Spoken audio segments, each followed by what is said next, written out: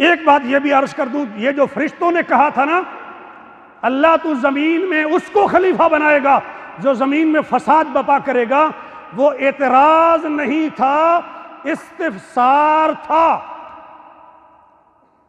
جملہ دہرا دوں، اعتراض نہیں تھا، اس لیے کہ فرشتے اللہ پر اعتراض نہیں کر سکتے، وہ اللہ کے حکموں کے پابند ہیں۔ وہ استفسار تھا کہ ہم وہ حکمت جاننا چاہتے ہیں جس کی وجہ سے اس انسان کو زمین کے اندر خلیفہ بنایا جا رہا ہے، اور اللہ نے بتا دی وہ حکمت۔ جب بتا دی تو انہوں نے کہا اللہ ہمیں علم نہیں تھا، آپ علم والے ہیں اور حکمت والے ہیں، علیم الحکیم آپ ہیں اللہ، لا علم لنا، ہمیں علم نہیں تھا، ہم جاننا چاہتے تھے کہ کس لیے اسے زمین میں بسایا جا رہا ہے۔ اللہ نے فرما دیا کہ جو میں جانتا ہوں تم نہیں جانتے۔